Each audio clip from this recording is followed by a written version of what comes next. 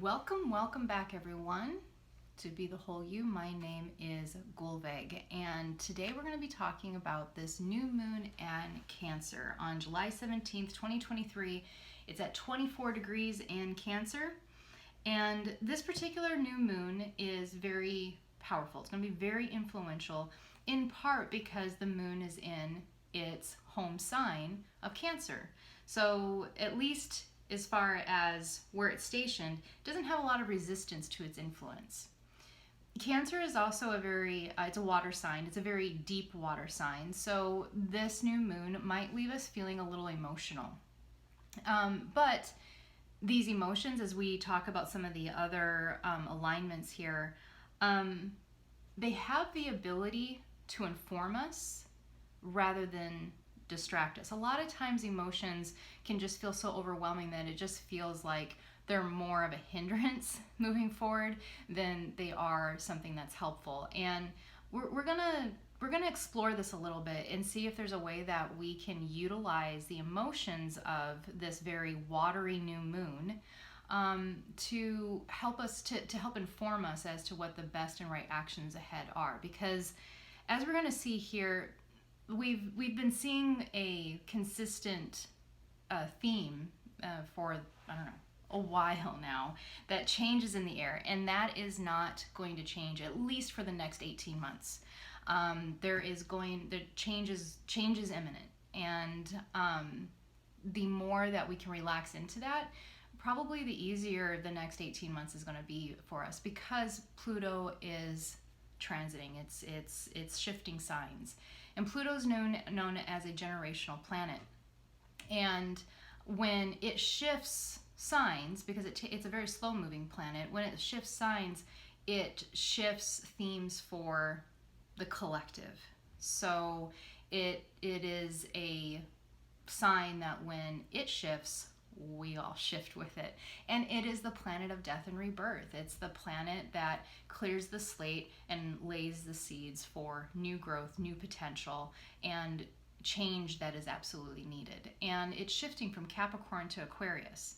Now, in this shifting, it is going forward and it's retrograding back. And I've explained this in a few of the videos when we've explored the full moons and new moons from months past, that we're kind of seeing this dance with Pluto as it retrogrades back into Capricorn, and then it goes forward into Aquarius, and then it retrogrades back, and then it goes forward. And so we're feeling very much like we don't really have solid footing. We know that something new is on the horizon, but a lot of us don't know exactly what that's going to look like. And if you do have more of a solid understanding as to what it is you're moving into, awesome.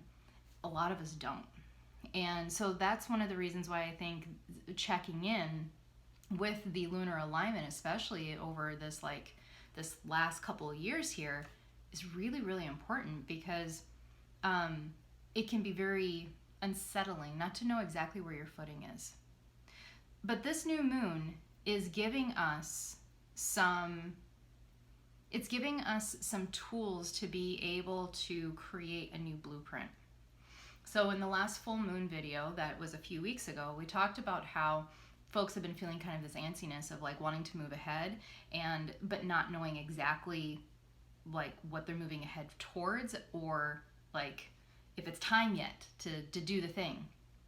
And this particular new moon is giving us some more information. So it's almost like we're being drip fed the information in order to make the new beginning that will be ahead in the future more sustainable. That's what I'm seeing is happening, is that it might feel really frustrating, especially for those of us who may be overachievers or people who are like the doers. That might feel like we don't have a lot of control over the situation, so it could feel very frustrating.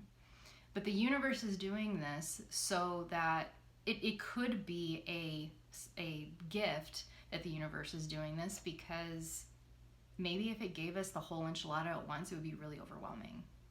So let's take a look a little bit at these alignments, and I'll explain a little bit more what I mean by that. So the first thing that is really important here, because we just talked about Pluto and how Pluto is such a huge player this year and into 2024, And with this new moon, it is opposing Pluto at 29 degrees in Capricorn. So Capricorn is very goal oriented, and it is very focused on its work, on its career, on attaining even like personal goals.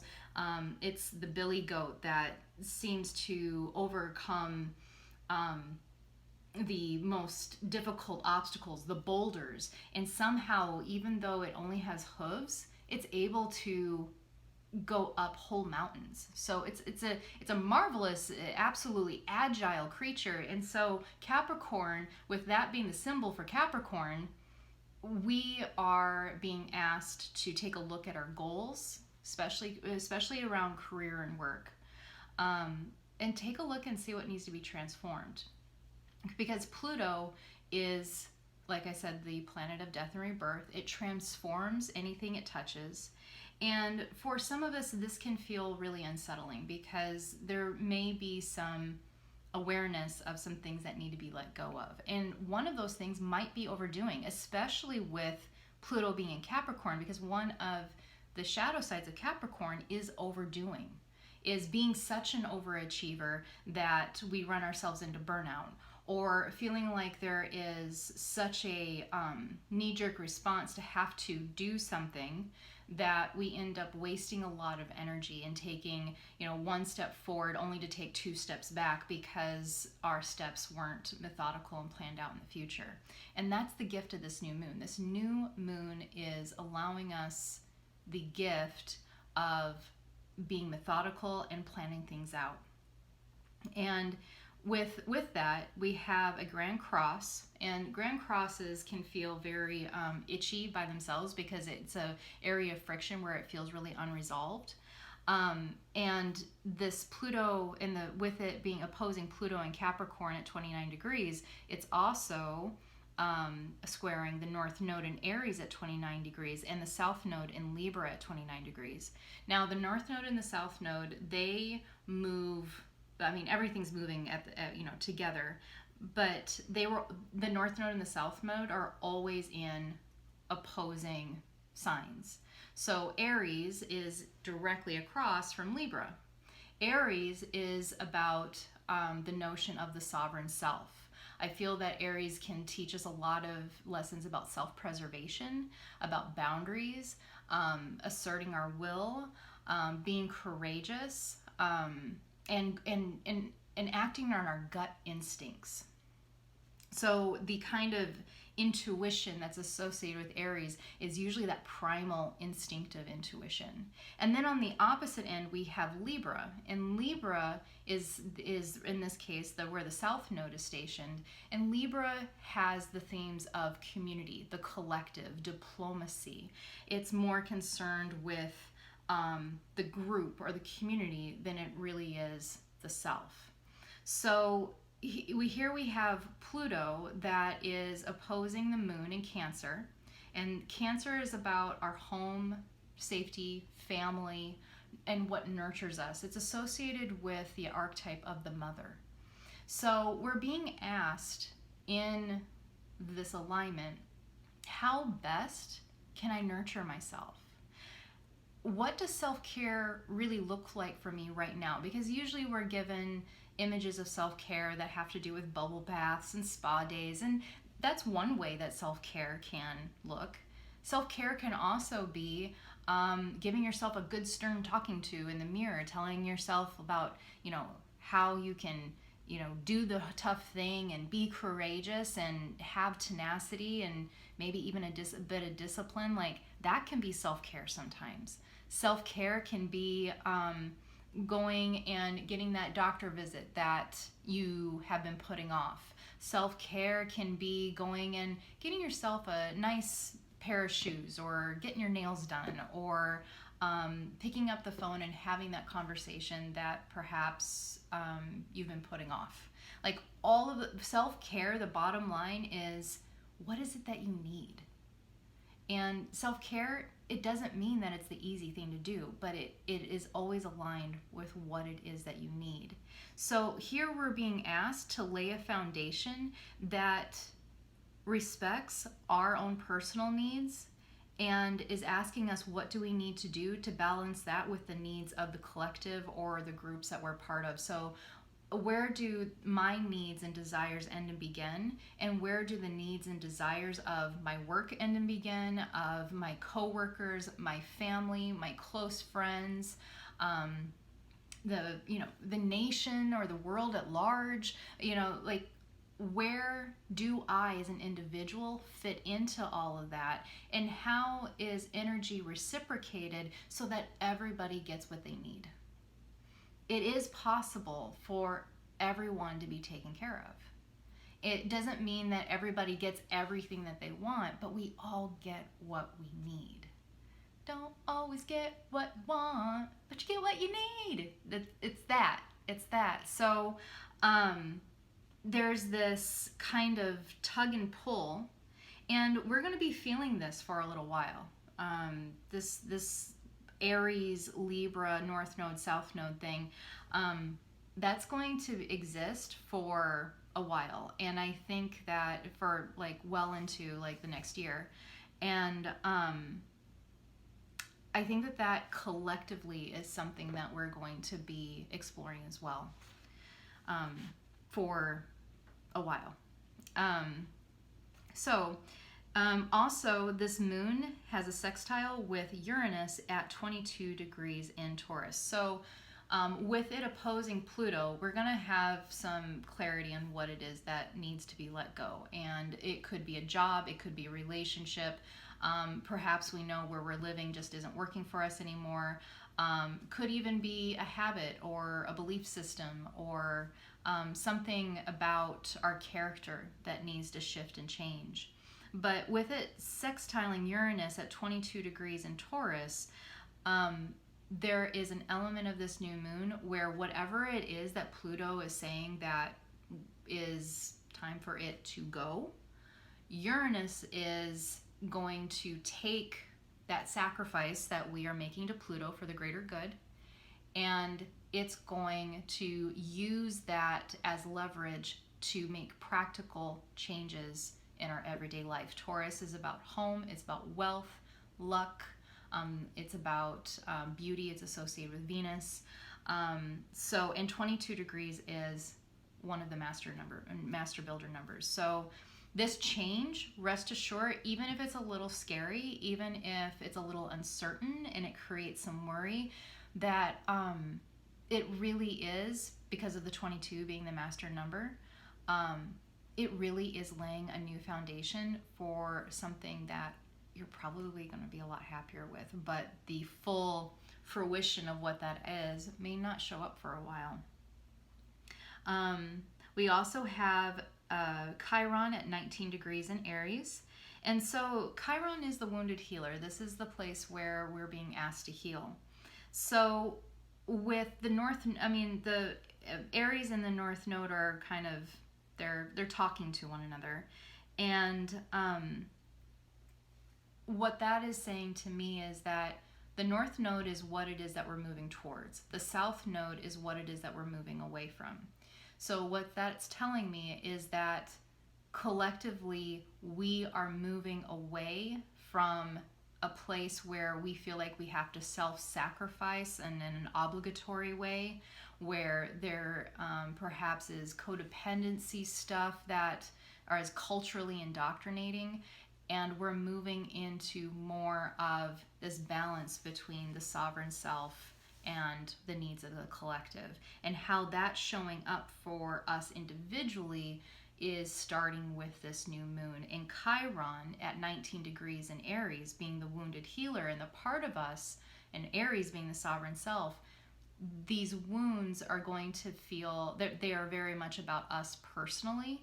And in what ways have either we have gone into an imbalance of selfishness or self-deprecation as we try to navigate the needs of others and ourselves.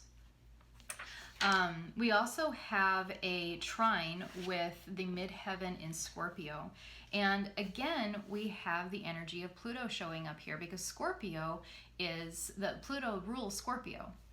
And there is but it's in a trine to this moon, which is a favorable alignment. So everything is coming together, and we're seeing the same themes repeating themselves in these different ways with this new moon of new beginnings are starting. So it's time to excavate. It's time to excavate. It's time to decide what kind of foundation you want to lay. The great thing about this is that you don't have to have all of the finite answers right now. You don't have to know exactly what this change is going to look like for you. And in fact, that might be unrealistic right now, and to put that kind of pressure on yourself may not be healthy. But you may know the essence of what it is that you would like to move towards. Maybe it's more freedom. Maybe it's grounded, what I like to call grounded freedom, where there's this balance between our safety and security and our liberation. Maybe you know that you want to be surrounded by more like-minded people. Maybe you know that you need to have an additional income stream in order to be able to do some of the things that you would like to do. Perhaps you know that the area that you live in right now no longer supports your health, your vitality, or your prosperity. You know, there is going to be those things that are going to be made more clear. And then from that, we will be able to distill the essence from that. Okay, maybe where I'm living isn't working for me anymore, but I do know that I want to live somewhere where it's green and there's trees. I really love the mountains, and I would like to have horses. I mean, you know, just an example of that. You may not know exactly what city you're living in. You may not even know what state or province you want to be in, but you know the essence. So now's the time to start bringing those things together and start focusing on what it is that you do know that you want. And instead of focusing on the loss, the fear, and the potential for, you know, things not working out. Chiron is saying that any of those kind of fears, especially if they're feeling really, really big, they're probably more of echoes of our past or echoes of what people have told us are realistic or what we should do, more than being actually based on real life. So keeping that in mind. We also have a trine at 27 degrees with Neptune in Pisces. And so this is opening us to the connection to our spiritual guidance. Right now, our intuition will be heightened. Which is one of the other gifts of this new moon, is Cancer is also very intuitive by itself. But then we have Pisces and Neptune in Pisces. Neptune is the ruling planet for Pisces. So it's in its home space, and it's at 27 degrees. 2 plus 7 equals 11. It's also a builder number. But it's also about relationship and creativity, because it has 2 and 7 in the number. So this is kind of like the Page of Cups, where you're expecting the unexpected. Imagination is heightened, and we're exploring the possibilities. This is a time to explore with curiosity. Make your plans loosely out of a place of curiosity versus dread or worry. There's a very different energy around creating something out of a place of needing to get away from something, and creating something from a place of wanting to work towards something. You may get to the same place, but the journey is going to feel very, very different. So if we can infuse a little bit of playfulness and a little bit of curiosity, and distill the essence, and not put so much pressure on having to have all the answers right now, we might actually have some enjoyment along the ride. I mean, there's going to be some things that are tough, but we might actually have more joy. All right, let's take a look. There's so much more to this. So we also have I wanted to talk a little bit about Mars in Virgo at 4 degrees. Now, it's not aligning with the moon right now, but I feel like we have the ability to tap into what Mars is doing in Virgo right now, and help us a little bit with what it is that the stars seemingly are asking of us. because 4 is a builder number. Not a master number, but it's a builder number. It's a number of foundation. You know, a chair typically has 4 legs, kind of thing. So it's about stability. Mars is a planet that is associated with our will, our action, and our passion. So we are able to tap into, just through our intention, you can just set the intention of tapping into the energy of Mars in Virgo to help us break our goals into small milestones. So if the essence of what it is that you're wanting to attract into your life is really still really heady and it's vague and it just seems like your thoughts are just kind of swirling, I invite you to write them down. Write them down or draw them, paint them, however it is that you get them out of here and get those thoughts out into the open will be really therapeutic. And Virgo is the sign that is about analyzing, creating systems, assimilation. Like, there is no better sign to be able to break really big things into small, digestible chunks. So if it feels like everything is just kind of swirling around and is really chaotic, Mars at 4 degrees in Virgo could very much help us in being able to bring those really heady, big ideas or feelings into a place of, okay, if I want to move, then one of the milestones might be to get online and research. One of the milestones might be to find a Facebook group that is of a neighborhood that lives in that area and just ask them what are the pros and cons of living in that area, or connecting with somebody that you know in that area. So just jotting down everything that would need to be done and then breaking it down into small milestones. And if the milestones are still feeling overwhelming, break those into even smaller milestones. So, and one of the milestones might be to just relax. One of the milestones might be to give yourself enough space in meditation, in journaling, to get the clarity that you need. Those milestones don't have to be actions in the traditional sense. They can be something like just letting go.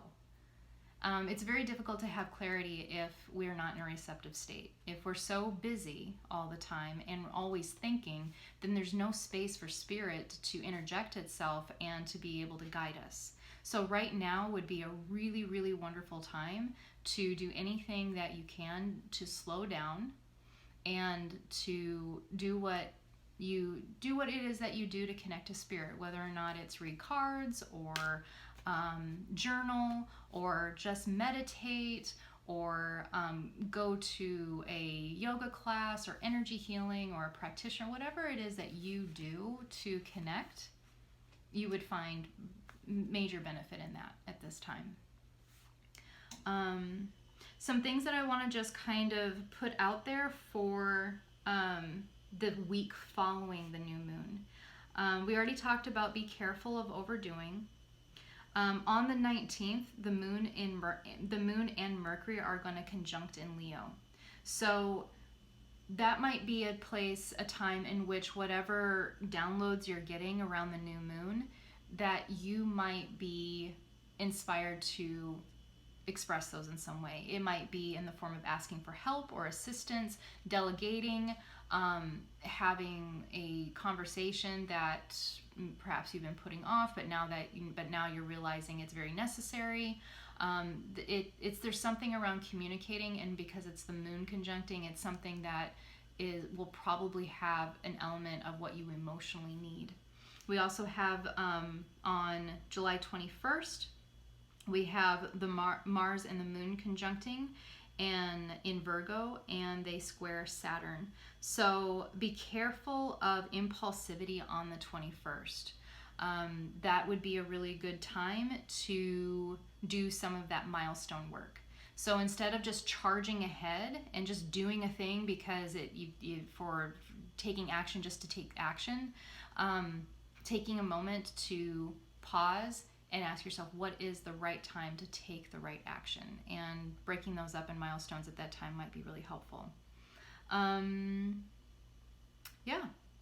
basically, this is setting us up with the theme of it's your life and you're the master creator.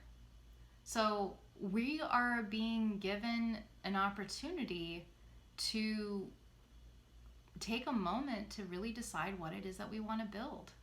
It's a very empowering time, but it can also feel a little nervousness, a little anxiousness, worrisome, because I'm not sure the universe doesn't always lay out on a silver platter like this just how much free will we really have. And this is definitely reminding us that we're master creators. You're a spiritual being living a human existence. And it'll be really exciting to see in 18 months like where everybody's at, because this is it's the changes that we've been talking about over the last like 6 months or so. They're starting to gear up. Things are going to start getting real. So let's take a look and see what the tarot has to say. So join me in tuning in to whatever part of the messages that come out in the cards, that the messages that are most pertinent for you specifically are going to be highlighted. You're just going to know that that message is one that's for you. And so I'm going to ask Divine Highest Selves, what is it that we need to know or do the most to leverage the energy of this new moon in Cancer, July 2023, to serve our best and highest good?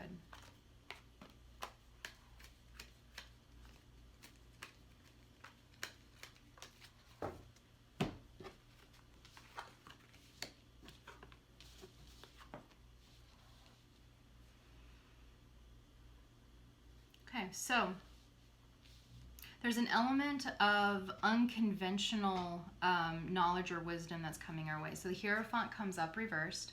And when the Hierophant is reversed, it means that the information that's going to be coming through is going to, it has a great potential to go against the mainstream narrative. So we may have some ideas, some dreams, some aspirations, some aha moments that totally go against like what we would normally do or what would be in character for us, or even what we've been told is possible. So this might be an actual change within an institution. Like for example, if you're working at your job and you have some ideas for how to change some things, that it may be unconventional ideas, outside of the box thinking.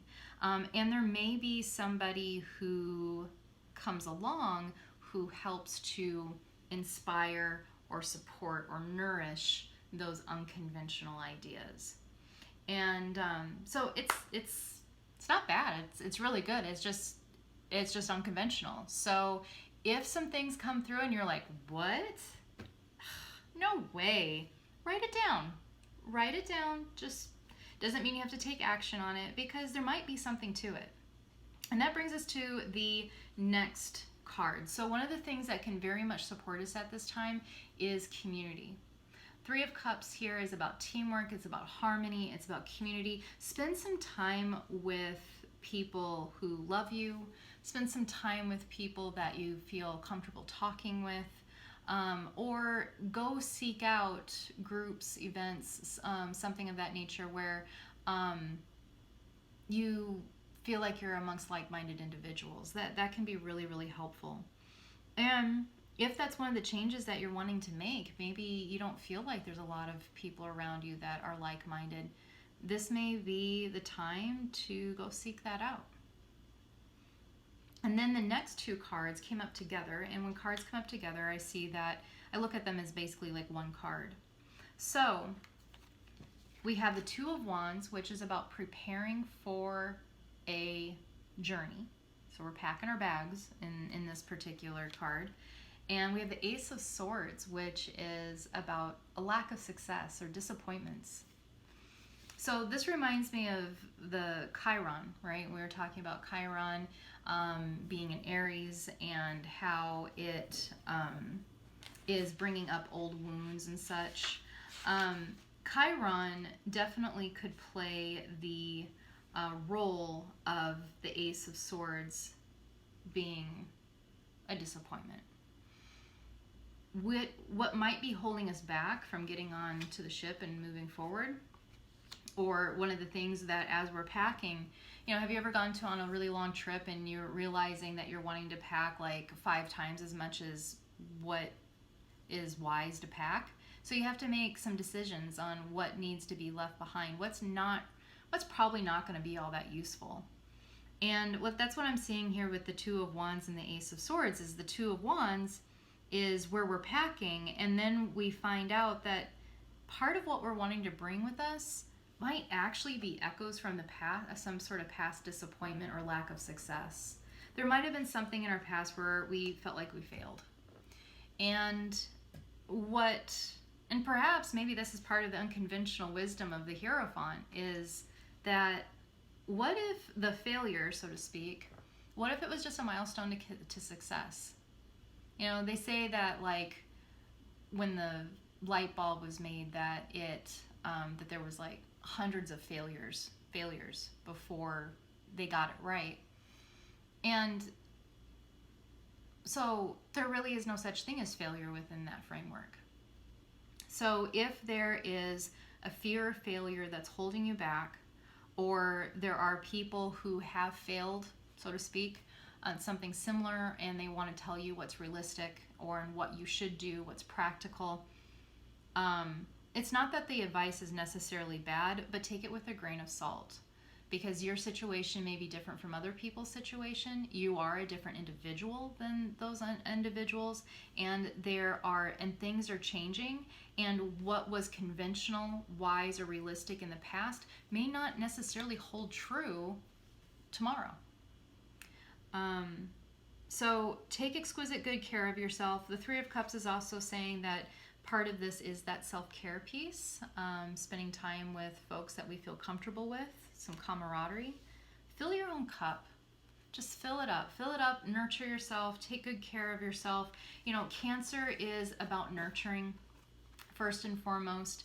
And with the emotional moon being in its home sign of Cancer, it's really asking us to get close with those folks that we consider to be our family, whether or not they're blood relatives or their spiritual family.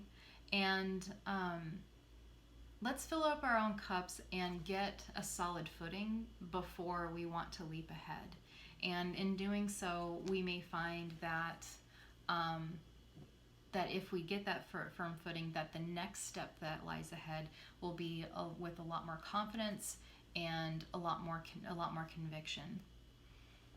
Sometimes it takes a great courage to just relax and to do nothing, especially when things feel uncertain. So take great courage and give yourself so much love. You deserve it. Thank you everyone for joining me. I'll see you guys back in a couple weeks. Take exquisite care of yourself. Bye-bye.